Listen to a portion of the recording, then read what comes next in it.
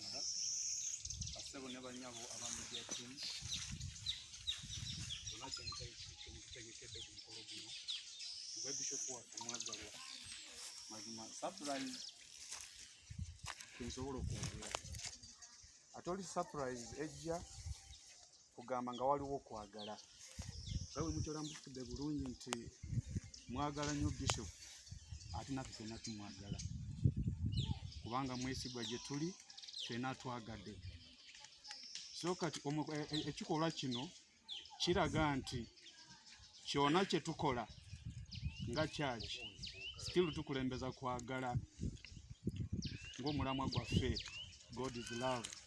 So abooluganda baagala mbeebaza nnyo olaba bafaza bannange mwebale kino kye mukoze kubanga gye tunakomya okubunya okwagala naye Katonda gy'anakomya okutukwatula ekisa in every situation.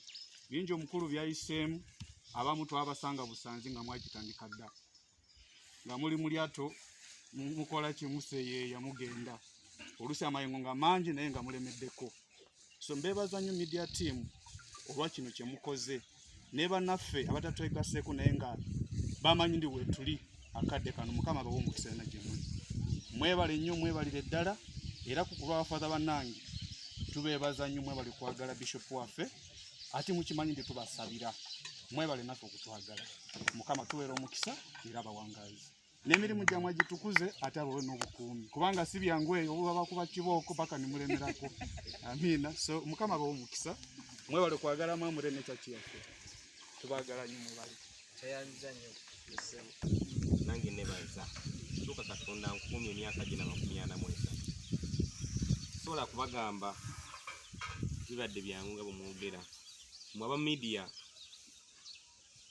bulijjo muli kyamagero gyendi nti mwayimirira nange amid soul accusations mwe mwankubira abali abankubanga sisobola kubeerabira abatuwandikangako amawulire amafune gabuna ensi yonna.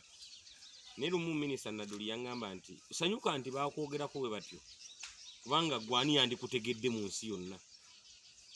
Olwekyo mbebaza nnyo nammwe abali wano n'aba bwe tutambula ffenna manyi nti emirimu gibasibe bambi n'ebirala Beti Kabuye Kimbowa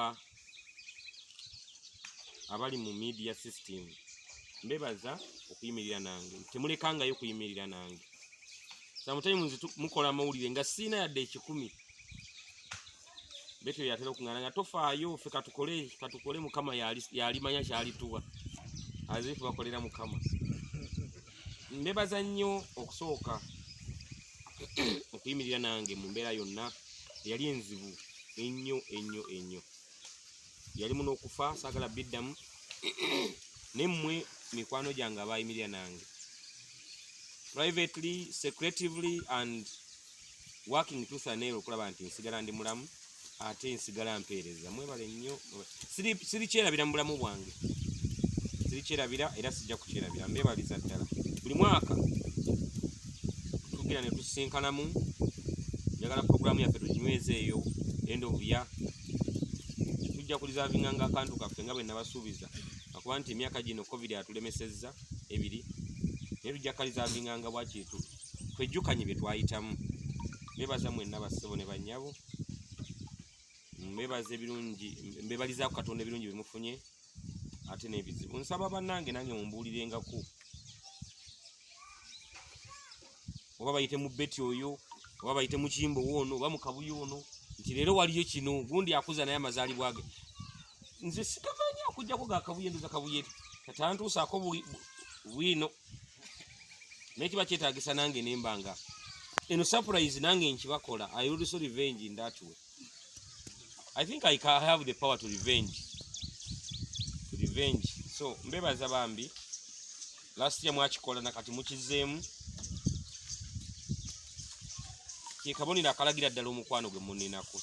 Sina bwendi nze musajja anyoomebwa mu bantu bonna bayigiriza enjiri ndowooza nyoomebwa naye very soon or later kamala okutereza byentereza mujja kundaba nga sinyoomebwa kubanga nkyali muvubuka nnyo n'envi tezinnaba kujja ate programu zinzimanyi ezijja mu maaso.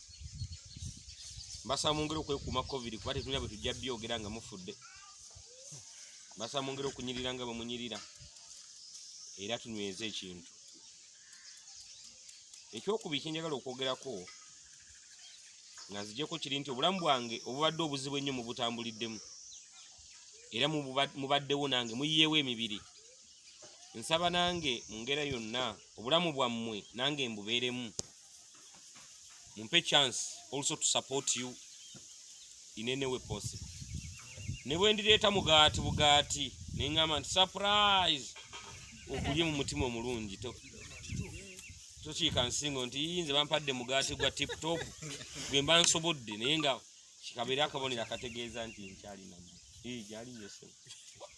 Mbebaza nammwe abalala abatali ba media nga Brian Lumala oyo ate naye tutambudde naye mu birungi n'ebizibu. Njukira meeting ze twakolanga saa 7-8 ez'ekiro nga twekwekana bwekwesi. Nammwe abalala mwenna oluganda mbebaza era nsaba Katonda abampeera omukisa. Sanyuse nnyo olwa keeke eno nakano kapate ke mumpadde. I'm so grateful for celebrating my life when I'm still alive. Nsanyuse nnyo ebigambo bimwogedde gyendi. Ebigambo ebyo bwe naaba nfudde sijja kuddamu biwulira. So bwe mbiwulira akati nga mubyogera binzizaamu amaanyi. N'Abaganda bagamba nti magoma gavugira aliwo. Bw'omala okufa tuba tokyawulira ngoma nti zo. Olwekyo mwebale nnyo mwebajja ddala. Nze atalina bwe ndi okundabamu akalungi ke mundabyemu. Kama nammwe abakolemu ebirungi abasanyuse mu maka gammwe obulamu bwammwe. Ngeri enjawulo njagala kwebaza kalungi Betty oyo. Amwebaze nga muwulira. She can hardly take a week nga tayogedde nange. Ate byakubuuza olya byonna birungi. Oluyita bishop wange. Leero bwe ntegedde nti namukristaayo. Bulijjo mmanyi weeno. Nebambi. Kalungi nkwebaza for that love. Someone can easily mistake in that love. Look at it. Oba omwana alina kyaŋŋamba. But that genuine love, I love it. Please, let's keep that friendship. Nebaza nnyo Kabuye. Kabuye. Kankomaawo. Nebaza nnyo Kimbo wane. Kati sigenda bamala kuba muli bangi nnyo. Teddy, Patrick, Bayola. Na mwenna bakoze contribution here and then. Mbebaza nnyo abooluganda abaagalwa. Mukama abanjagalire, John Segawa, Clever, Peter Clever, n'abalala. Mwenna bali ku platform yaffe bambi. Saba batuuseeko ne keeke eno gye mungulidde ndyeko yange endala bagibaleetere. Kama bampere nnyo omukisa. I love you so much. Please, let's support each other. Nange birthday bwetuuka nange munkooneko. Nange mbibeeremu. Tambulire wa mumanyi nti Mukama alina kyatutegekera in this kind of solidarity and this team. Very soon or later tujja kubeera bulungi. Mukama awonye omukisa. Let's come. Let's have the media team here. Nga munkoze ekintu. Wow, this is nice. Jangu eno olabe nkakuwanira awo. This is fantastic. We are going to cut the cake. Please come and join us. Father muke jangu olabe cake gy'okulabangako. This is cute. Ojja bastora. Ngirabi. This is nice. Kati bambala green. Ate kikompe. N'olwaleero green. Kati. What is the theme of the day? Kikompe ky'omushira. Munebaza okulonda cake ennyo. Akugamba asinga mu kintu kino. Why, Fred? Design. Bakwebaza mu stage. Kobe bakwebaza. Nnyo okola ki? Memory card. Okola ki? At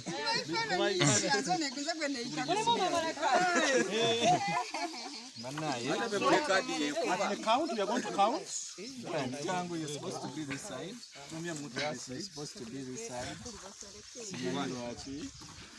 Father, Bishop John.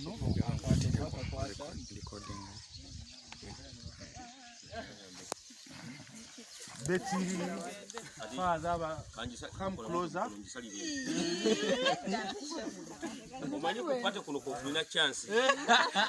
So someone should take pictures. I'm going to count. Bambe tataina waja. Abato badde maaso. At the count of 5, we are going to cut. 1, 2, 3. 4 and 5. Mama cake. Munyige musala wakalonda. Aha. Birthday, dear Bishop. Happy birthday. Happy birthday. Happy birthday. Happy birthday, dear Bishop. So, some.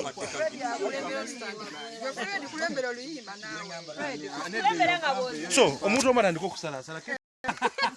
Kati ate beti otademu feeling. Put on some music. Happy birthday to you. Happy birthday to you. Happy birthday, dear Bishop. Happy birthday to you.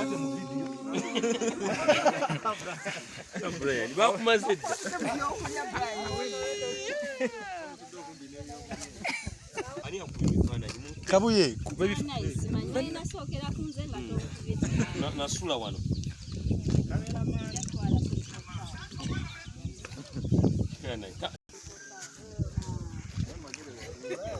Alex Dale mwana wao. Kama mani sana kitu kwa. Leta zele kutoka. Mawena ali muri baji olalo kitu.